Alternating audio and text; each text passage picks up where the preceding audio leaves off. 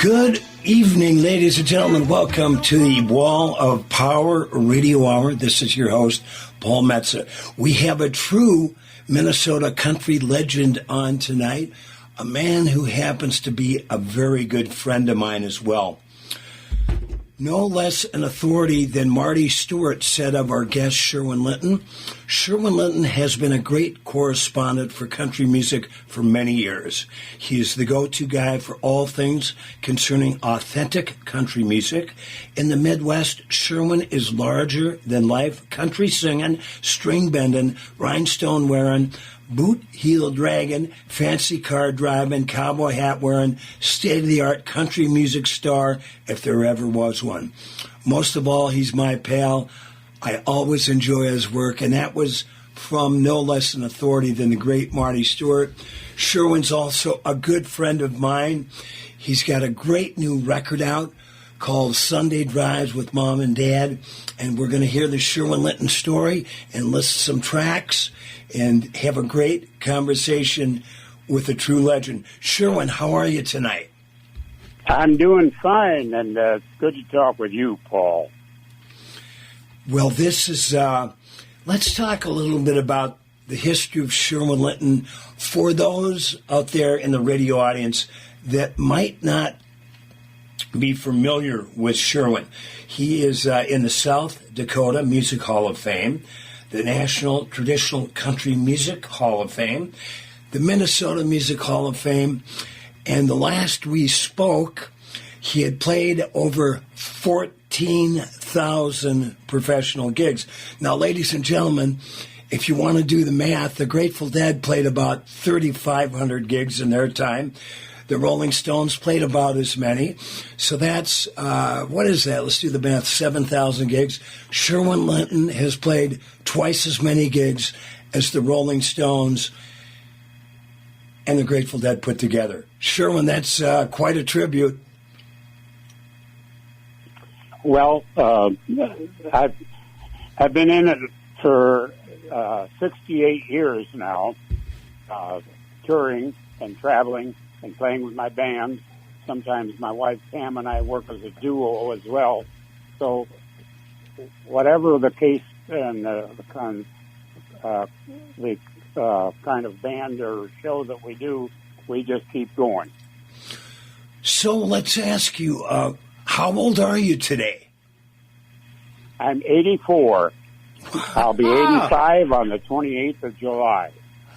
Well, I want to come to that next birthday party. Well, there's another man that just announced another leg of his Rough and Rowdy Ways tour. Bob Dylan will be turning 83, so he's not far behind you.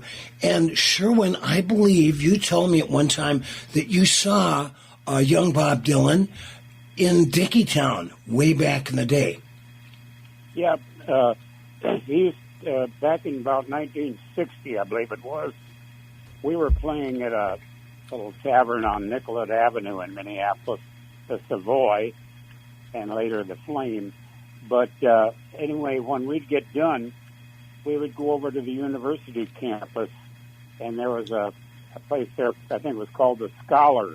And it seems like there was one other place, too, that had folk music. And Bob Dylan would be in there, but he wasn't. I didn't know him as Bob Dylan. Then they introduced him and say, "Well, Bob, you want to do a couple songs?" So he would come up, and he would do, as I recall, among other songs, he was quite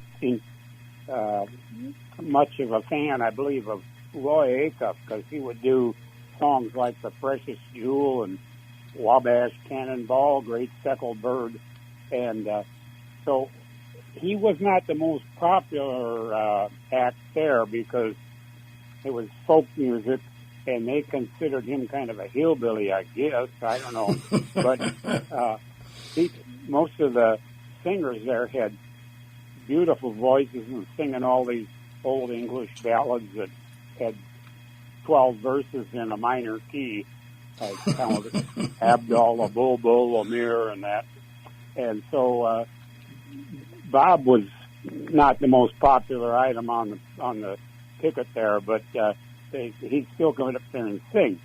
And then it was a couple years later, we were playing at a club up in Minot, North Dakota, and I went downtown to the record store, and there I saw his picture on an album cover, Bob Dylan, and I thought, how in the heck did he ever end up on Columbia? Well, I bought the record and I loved it, and I think he even still had a couple Roy Acuff kind of songs on that first album. And I bought it, and I bought virtually every record he put out after that, and have a whole lot of his other books and records and compilations and CDs. So I've become quite a Bob Dylan fan myself. I even used to do a couple of his songs and imitate him. Well, I know when we did the $1 Million Bash, the tribute to Bob Dylan on his 60th birthday at First Avenue, you did an amazing version of Boots of Spanish Leather. Yes, yep. Well, I'm sailing away, my own true love, sailing away in the morning. Is there something I could send you from across the sea, from the country where I'll be going? You know, the cool thing about having your own radio show is you can have some of the best musicians that I could get a hold of in America sing to me a cappella on the phone, and it thrills me to no end. One more question about hearing a young Bob Dylan.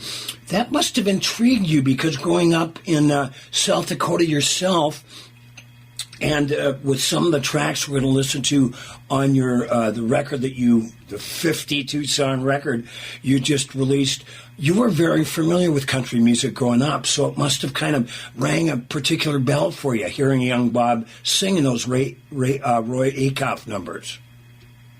Oh, yes, that was... I enjoyed him very much, and of course I have an eclectic taste in music. I mean, I grew up in the days of Frank Sinatra and Frankie Lane and Joe Stafford, Rosemary Clooney, Ella Fitzgerald, all those people. So I listened to all of that, and I listened to the rhythm and blues and rock and roll, and I lived in South Dakota, so I could pick up quite a few stations from southern states and towns that probably didn't boom into the Minnesota area quite as much. And I'd listen to those late at night, and I even had a headset, and I'd have it by my pillow, and my mother didn't know I was listening to the radio at midnight. But I'd listen to all those, and there were radio stations across the border in Mexico, too, that played American music. So I developed the taste and bought records from every genre back then, and I really enjoyed them. When did you get your first guitar? When I was about 10 years old. We lived in a little town at that time, Hazel, South Dakota. My dad was a section foreman on the Great Northern Railroad, and we lived in a lot of small towns out there, as he would take care of a section of the track along with his crew.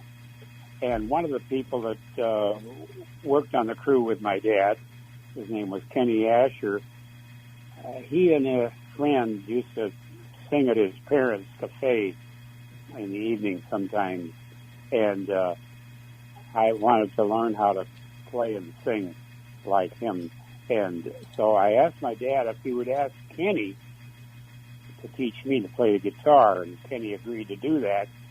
So I went down to his house, and he had two guitars. He borrowed one to me. It was actually a finger-style dobro with a resonator on it. I got a picture of myself playing that guitar. And he showed me the first few chords, and, in 2 or 3 keys.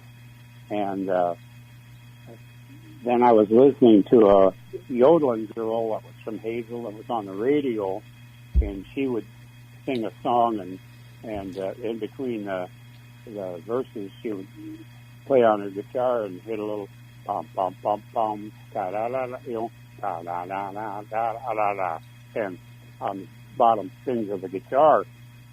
So I started figuring out how to do that, and then next time I went up to Kenny's place for another lesson, I threw that little thing in. And he said, "Where did you learn how to run?" That's a run, yeah, guitar run, sure. I said, I don't know. I run around every day. He said, "No, I mean on the guitar. That's called making a run." I said, "Oh, well." So he said, "Well, you know more than I do, so you don't have to take lessons here anymore." So what year was that? That would have been about 1949 or about 1950. So you were just kind of literally primed and ready to go when early rock and roll hit. Oh, yeah, but by the time, a couple years later, we moved into Watertown, which is in South Dakota, a big town, probably 15,000. But anyway, then I found some other musicians and started a little band, and we called it Sherwin, Linton, and the Rocketeers. And I got a radio show featuring my band, and then I did some announcing as well, and being a disc jockey part-time there. So we played live music and played some records, and I had my own radio show.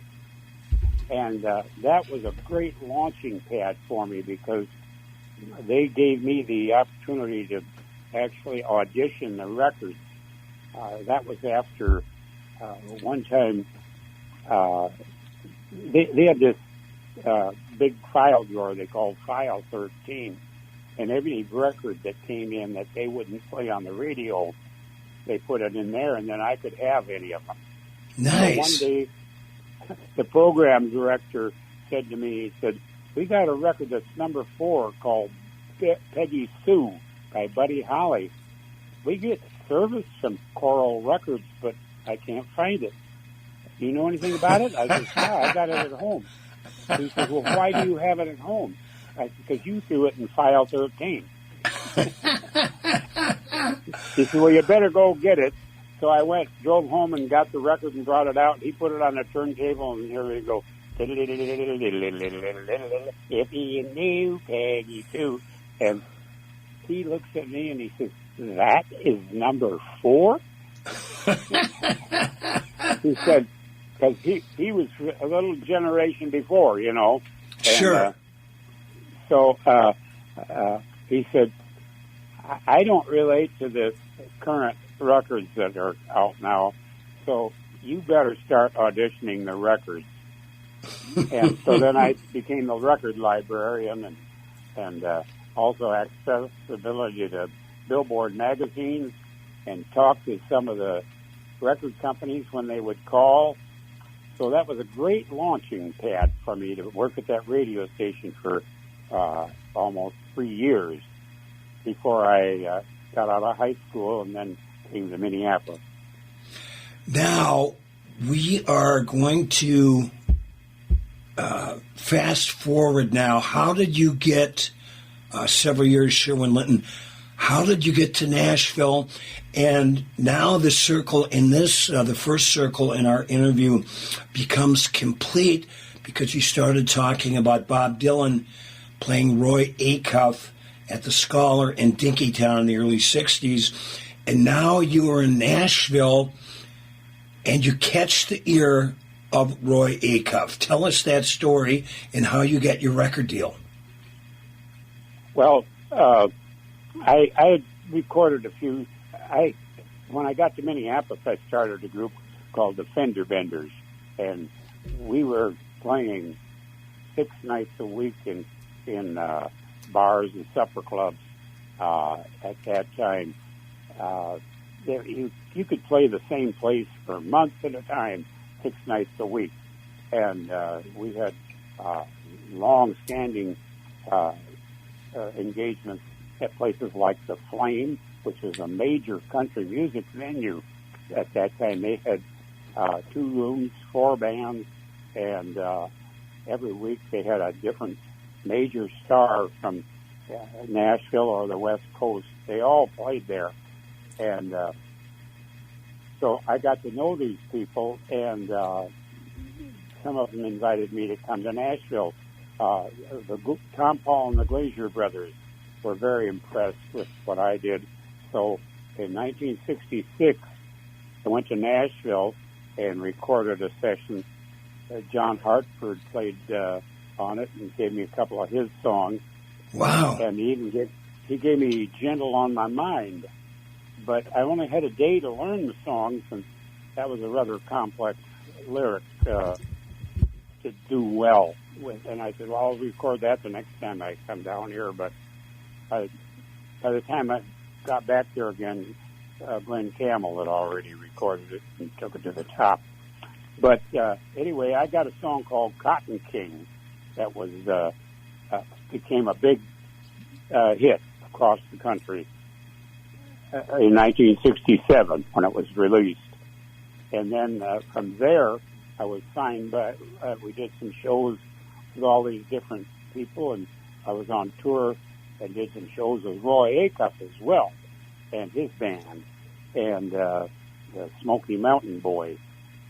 So we toured, and Roy Acuff got me signed to his label and Hickory Records, and got some more records that did pretty well.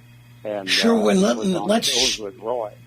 Sherwin, let's listen to that recording from 1966 called Cotton King by Sherwin Linton, and we'll be back with Sherwin for the whole show tonight on the Wall of Power Radio Hour.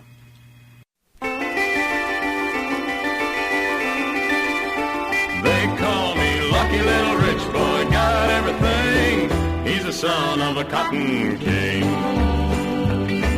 In a mansion down in Georgia, late one Sunday morn, my papa started passing out 4-bit cigars, 'cause I had just been born. From that day on he started giving me everything. The neighbors used to laugh and call me Silver Spoon. Papa was a cotton king. Papa was a cotton king. They call me lucky little rich boy, got everything. He's the son of a cotton king. Well, he grew all the cotton in the county. He had all the money too. I used to sleep on big silk sheets and I wore patent leather shoes. But some of my friends were poor folks and didn't have a thing. Sometimes it made me feel kind of bad. Papa was a cotton king. Papa was a cotton king. They call me lucky little rich boy, got everything. He's the son of a cotton king. Now I recall the bad years. Cotton wouldn't grow at all. Papa had to sell everything he had. Then Papa passed away that fall. Now Mama and me, we got a little place, and we don't need a thing. I make a good living working every day in the field for some man they call the Cotton King. They call me lucky little rich boy, got everything. He's the son of a Cotton King. They call me lucky little rich boy, got everything. He's the son of a Cotton King.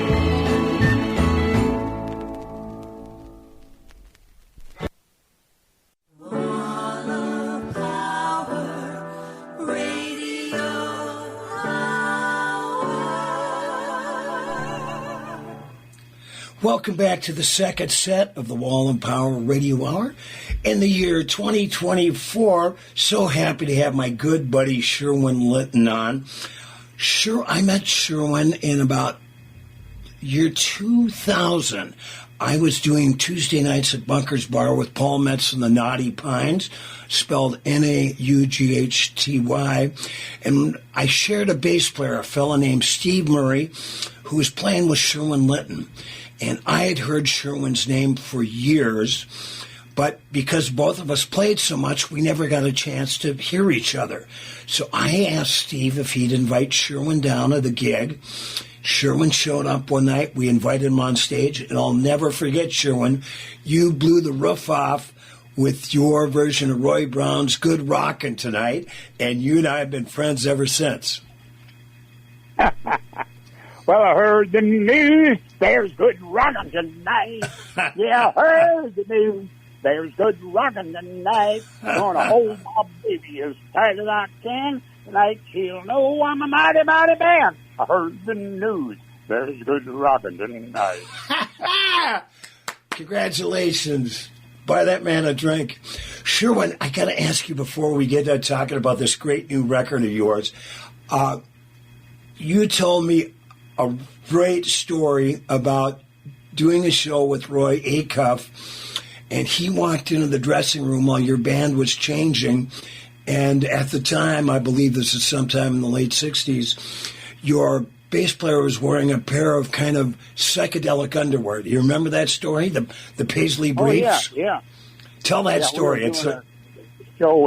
We did several shows with Roy Acuff, and ironically, just to add a little bit of interesting bit here, Roy wanted to open the show and then have us follow him, and I couldn't quite figure that out. But then I later did figure it out because he had his band.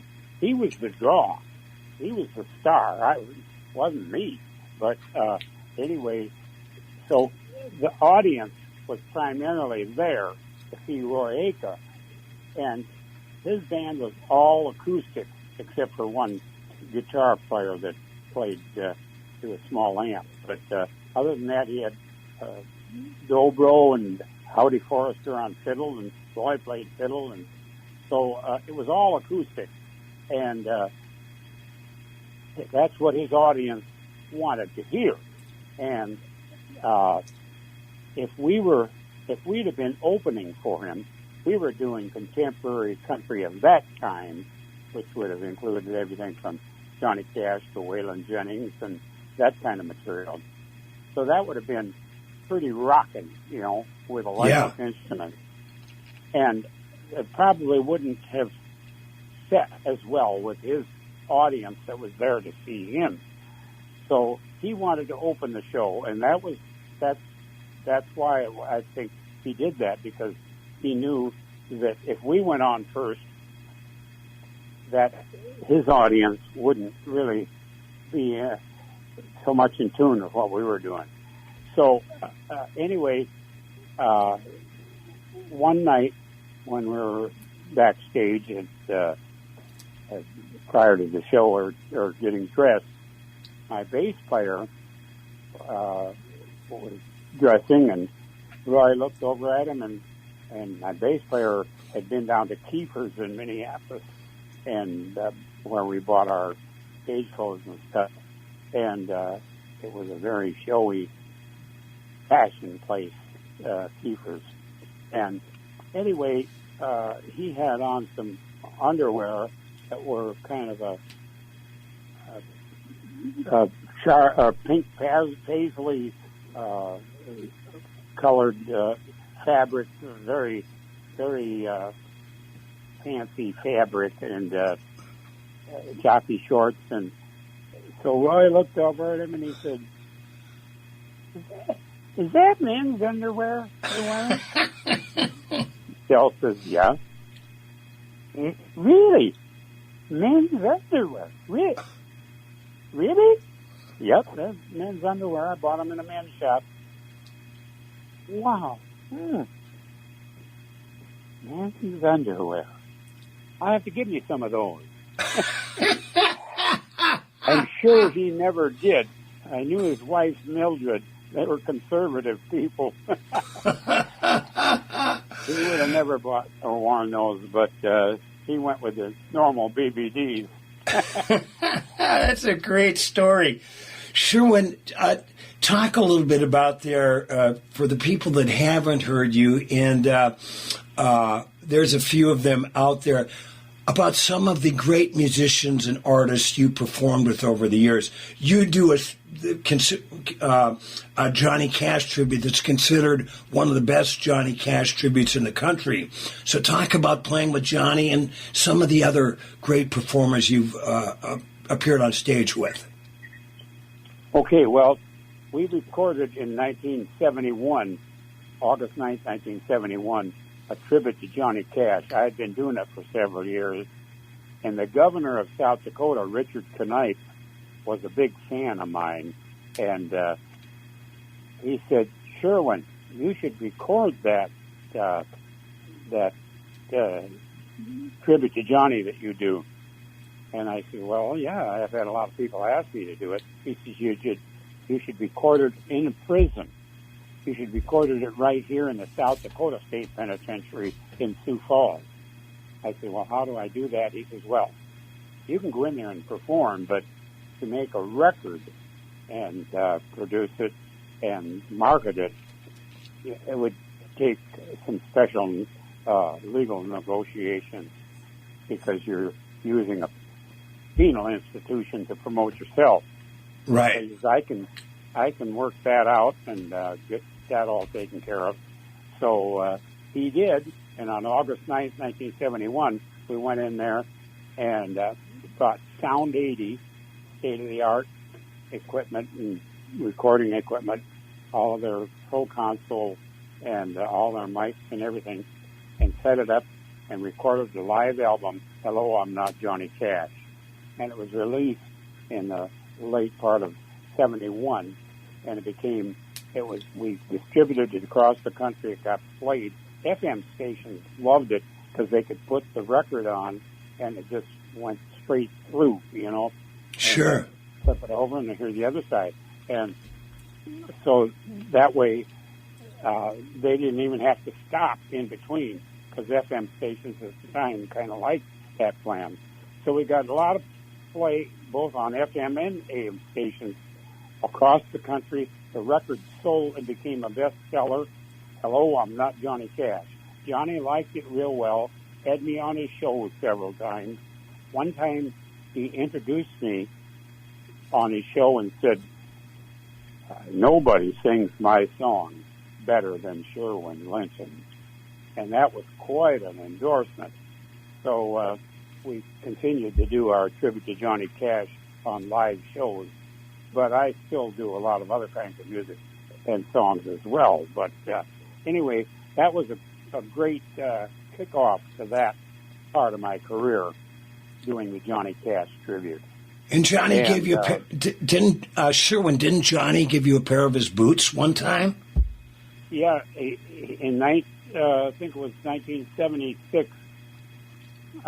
He was at the South Dakota State Fair where we play every year, and I was actually in the front of the grandstand watching him, and he saw me up there and he said, Sherwin, come on up on stage here. And he said, these boots of mine are a little tight.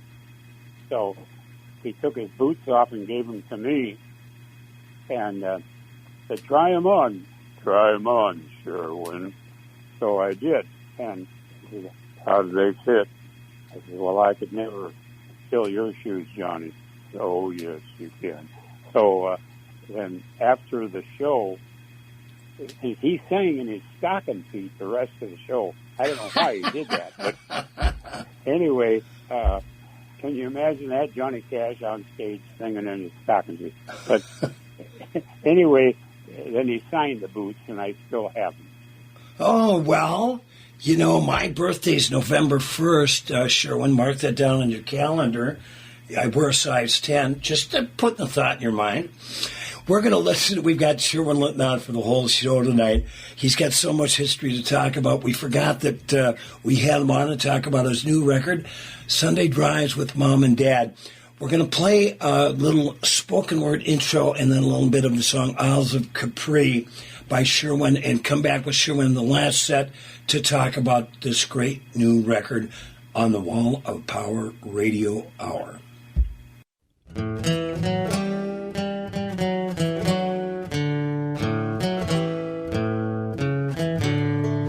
Oh, my darling, oh, my darling, oh, my darling Clementine, you are lost and gone forever, dreadful sorry Clementine.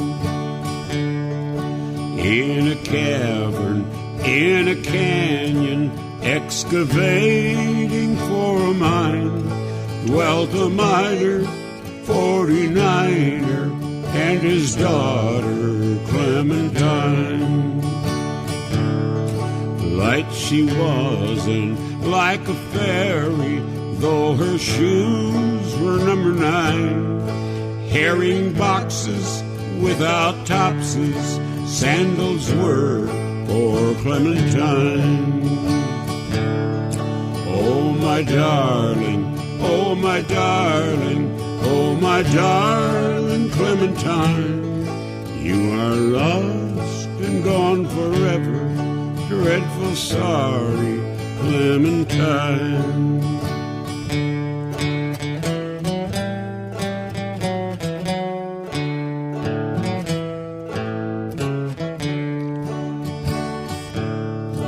Drove she ducklings to the water every morning just at 9, hit her foot against a splinter, fell into the foaming brine.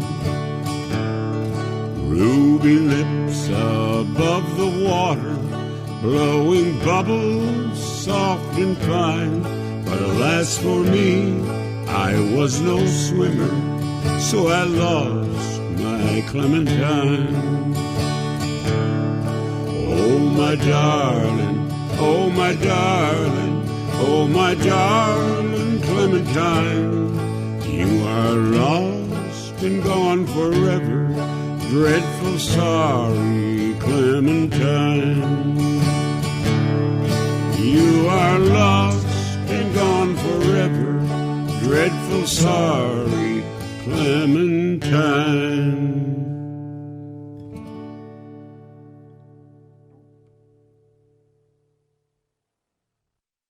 All right, I'm coming to you in 5, 4, 3, 2, 1.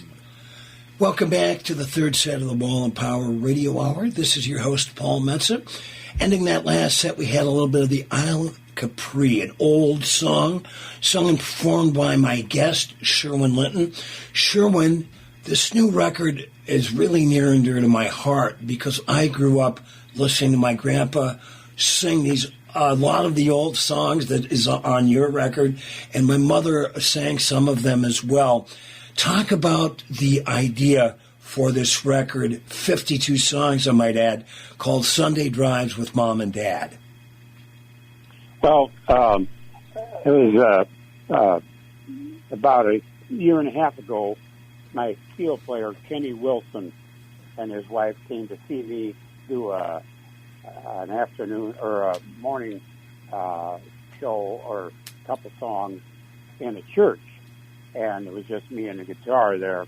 And Kenny said, you know, I've sat beside you and played steel for you for 15 years, but this is the first time I've actually sat out and listened to you. And I love the way it sounds with just you and your guitar. I have a studio, and I'd like to produce a CD for you with just you and your guitar and maybe a couple other instruments. Have you got a theme? I said, yes, I do. I thought about it for years. I'd like to record some of the songs my mom and dad used to sing, especially my dad. They'd sing around home, and then on Sunday afternoons, they'd drive to visit friends and relatives down the gravel road in South Dakota. And my dad would sing. And I learned a whole lot of songs from him. I'd like to record some. So Kenny said, well, make a list.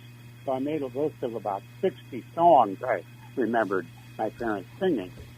And we cut it down to 43, and began going in his studio every week or two and doing 2 or 3 of them. And earlier in March of 2023, we completed the CD and put it together in a real nice package with a lot of pictures, and a picture of me and my mom and me and my dad standing beside the 1936 Plymouth that they had, and very beautiful, just loving pictures of me with them. And we called the CD Sunday Drives with Mom and Dad. And we actually released this, and we got a first-round Grammy nomination for Best Folk Album of the year 2023. We didn't win, but nevertheless, we did get nominated. Well, so, we've got all these songs, and I just love them.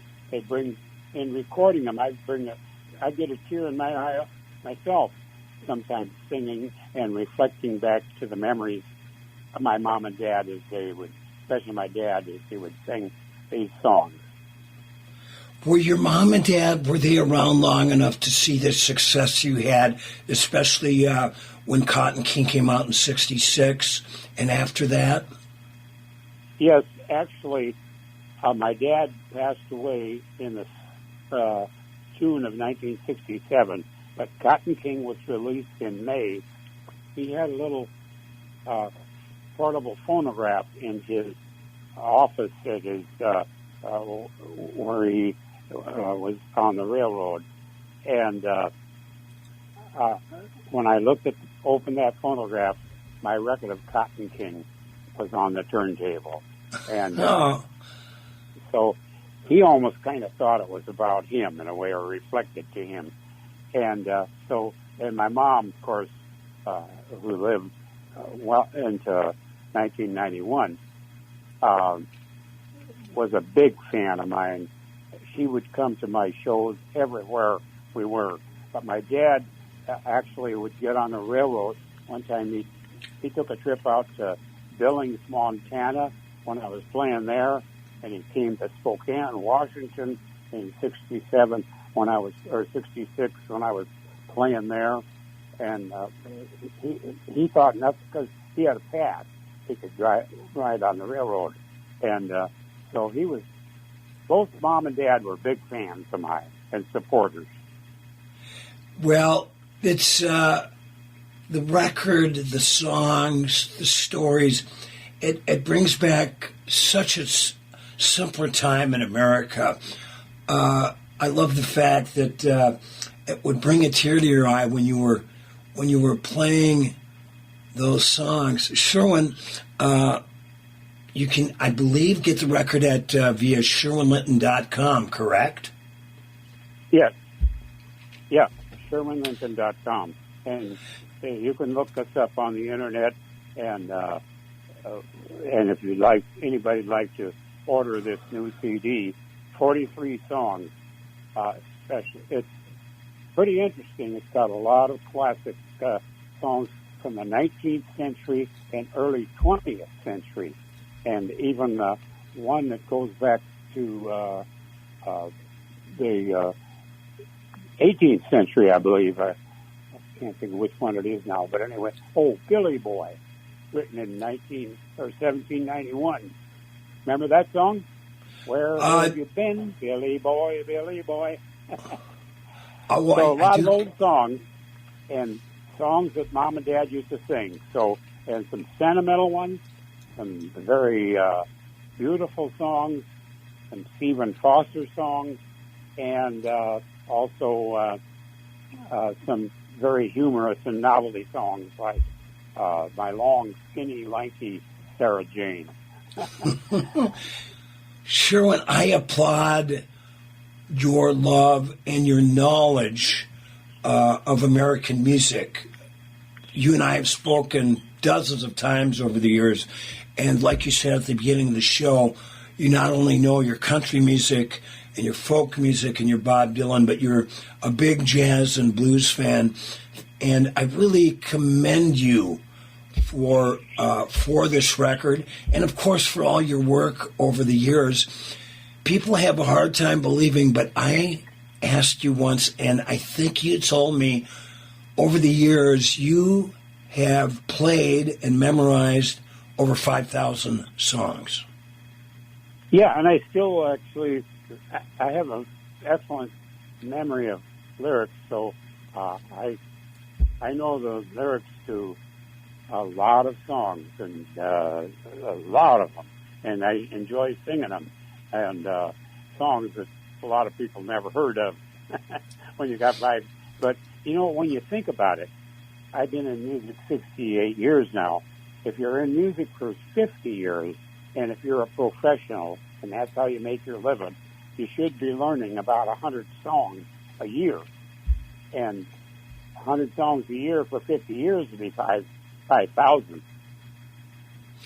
Well, you've done your homework, Mr. Linton. Sherwin, it was such a pleasure having you tonight. I hope to see you in person soon. Give my best to your lovely wife, Pam.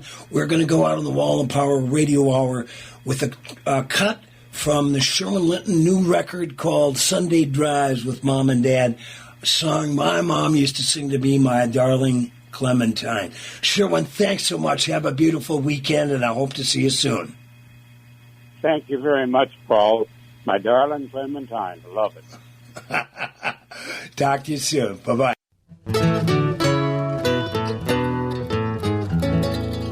Somewhere far away, over Naples Bay, that's where my thoughts keep on turning. Down by the sea, where romance came to me. Picturing the scene and what might have been. But it's in vain that I'm yearning. Fate changed it all, and I'm left to recall. 'Twas on the Isle of Capri that I found her, beneath the shade of an old walnut tree. Oh, I can still see the flowers blooming round her, where we met on the Isle of Capri. She was as sweet as the rose at the dawning, but somehow fate hadn't meant her for. Thanks for listening to the Wall of Power Radio Hour. The show was produced by Paul Metsa, engineered by Patrick Willia. We'd like to thank our guest for a most enjoyable hour, Mr. Sherwin Linton. Follow him at sherwinlinton.com. My books available at finer bookstores everywhere, including Blood in the Tracks, the Minnesota musicians behind Dylan's masterpiece that I co-wrote with Rick Shevchik. And you get my music and more at paulmetsa.com. And like my dad used to tell me, remember to be kind and make someone happy.